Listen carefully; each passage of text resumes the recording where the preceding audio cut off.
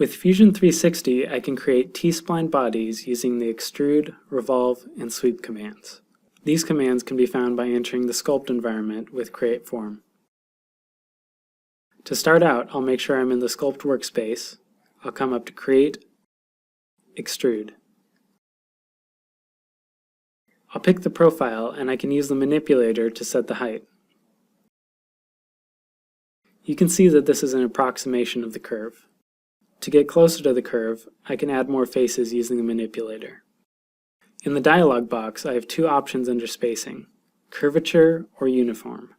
Uniform will set the spacing evenly along the curve. Curvature will create more faces where the curve is tightest. I'll click OK to complete the command. To create a t-spline surface around an axis, we need a sketch with two profiles. From the Create menu, I'll choose Revolve. I'll pick the profile I want to revolve, and then I'll pick the axis I want to revolve around. Once again, I can add or remove faces using the manipulators. From the dialog box, I can choose whether I want to have a full revolution or a set angle.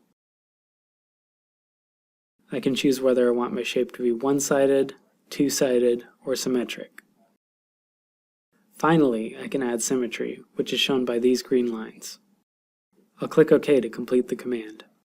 To create a t-spline surface that's swept along geometry, I'll need two sketches. The first sketch has the profile I wish to sweep.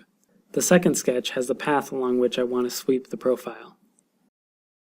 To create my sweep, I'll come up to Create, Sweep. I'll select the profile, and I'll select the path after picking the path selector in the Sweep dialog box. Once again, you can see that this is an approximation of the curve. By adding faces, I can get closer to the curve I'm looking for. In this case, I can either set the profile or path spacing. I can also choose whether I want my sweep to follow perpendicular to the path or parallel.